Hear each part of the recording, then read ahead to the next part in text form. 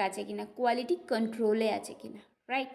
এটাই স্ট্যান্ডার্ডটা এনশিওর করে। ওকে, আচ্ছা, ইটস বেসিক অবজেক্টিভ কি এটার, যে এই rendering service, while rendering services to which engagement standards apply, there should be a system quality control.